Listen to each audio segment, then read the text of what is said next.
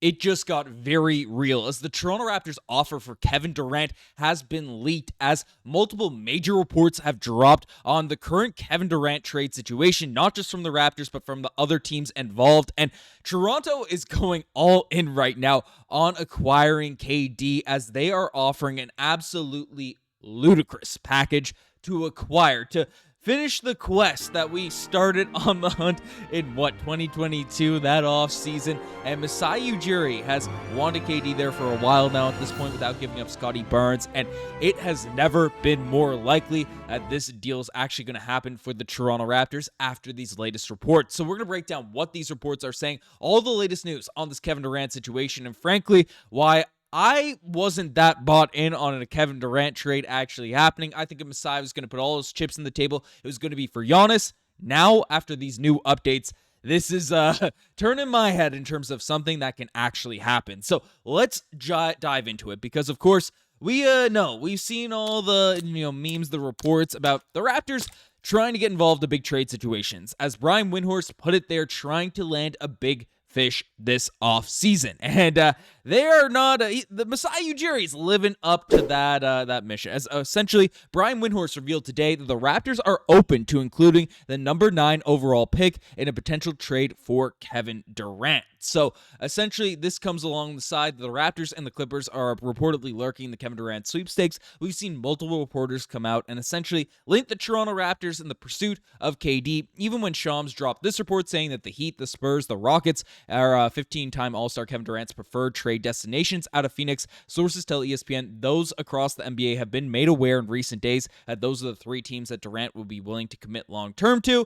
Even with those reports coming out, essentially Shams revealed that there are some other wildcard teams. There are about 8 teams out there contacting the Phoenix Suns in terms of trying to make some trade negotiations happen, and these wildcard teams are going to be on the go. And then Mark Stein also revealed that essentially Kevin Durant, while the Phoenix Suns are going to work with him and his representation to figure out a destination that he wants to go to, a place that he would like to be, they are going to essentially value more the actual package they're getting back for the Phoenix Suns, because KD doesn't have a no-trade clause. He doesn't have the opportunity to veto a trade or anything like that. So the Suns have full power in terms of who they are trading, but of course you don't want to completely ruin a relationship with a big agent, with a big player out there like a Kevin Durant. So they're going to work with him, but they're going to prioritize getting the most value back out there in a trade. So essentially, even though we're not on his preferred destinations, the Suns aren't really stressed about that, as they're trying to get the best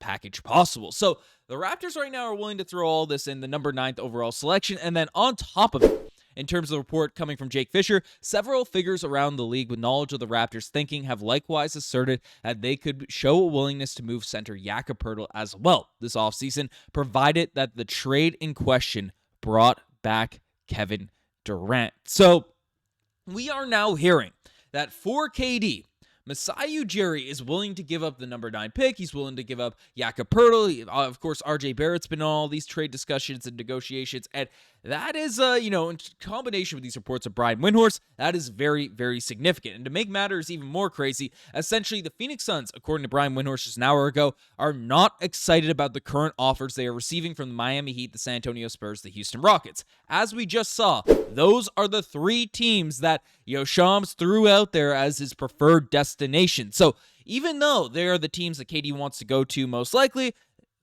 the Suns aren't happy with the offers that are coming their way for KD out there in this scenario. So that really flips things on its head, because if the Suns start moving away from negotiations, from talks with these preferred teams, the Raptors are essentially at the top of the list. The Raptors and the Timberwolves in terms of teams with interest in acquiring Kevin Durant that are not on his preferred destinations. And the Raptors are willing to throw in IQ, willing to throw in RJ, willing to throw in Jakob Poeltl, according to those reports from Jake Fisher. I only showed a snippet of that article there. And then also on top of it, the number 9 overall selection. So that makes things all the more real, the offers that the Toronto Raptors are putting together, but this raises a serious question in terms of what this does to the future of the Toronto Raptors organization, because I made a video this morning about how I do not want to trade RJ Barrett unless it's for a star player. Of course, Kevin Durant, regardless of his age, regardless of whatever's going on, is a star player. Do not get me wrong. He is an absolute, I'd be very excited to have Kevin Durant out here on this team.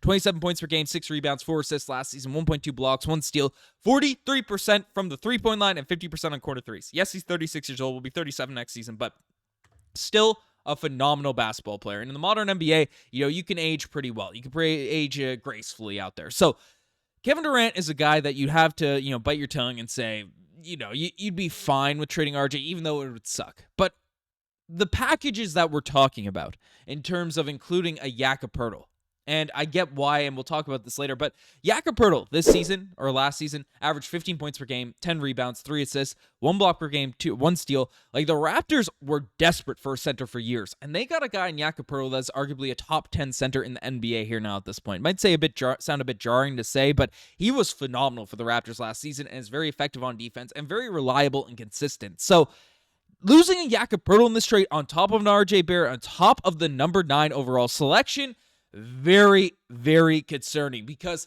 essentially how I kind of view this, why, even though I think it's, given Kevin Durant's age, of course, KD is all-time way better than these guys, like, don't get me wrong, but given his age, given his price, and only 1 year left on his contract, I thought it would have been a little bit of an overpay to, trade RJ Barrett, Jakob Poeltl for KD, but my one saving grace to this was Masai Ujiri could come out and replace the center position of Jakob Poeltl with Common Malawach, with the number 9 overall pick. So if Masai Ujiri came out, got the number 9 overall selection, and selected Common Malawach, and then you run a lineup of Immanuel Quickley, of Kevin Durant, of Brandon Ingram, of Scottie Barnes, and then Common Malawach at your 5, and then whatever bench unit that we have running, that is a team that I could get very, very excited about, even though it sucked to lose both Jakob Poeltl and RJ Barrett. But if you also throw the number 9 selection over into that deal, and then, you don't have an opportunity to select Malawach at that point, then what are we doing at the center spot?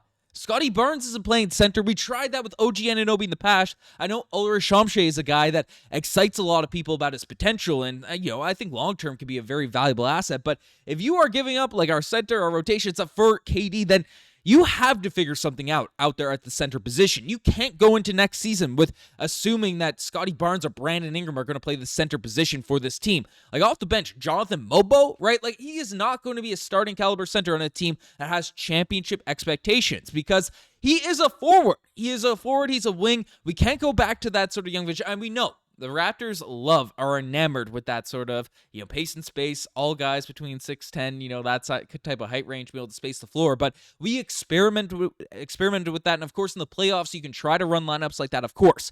But over the course of an 82-game season, you are going to have your wing players injured. If you are, imagine just Kevin Durant or Brandon Ingram out there playing the center spot and then having to guard a Joel Embiid every night, having to switch on to Nikola Jokic out there in these games. Like, it is unrealistic. It is stupid. It is not the right approach. So, Masai Ujiri is making these moves happen, and we take a look at this roster here right now, right? You really need to find a way to beef up that center position if you are going to make one of these moves. And, if you're going to trade away Malawach and you're going to trade away Jakob Poeltl, that's the reality of the situation here now at this point. So, essentially, you have Gradey Dick, you have Ochai Agbaji, you have a bunch of forwards. Like, maybe you can make another deal, another trade if this deal goes down. But you have to have this planned. You have to have this organized, because, again, I'd love to have KD out there on the roster in terms of his scoring, his impact. And the reason I think all this is happening is because we look at the, all of the contracts there.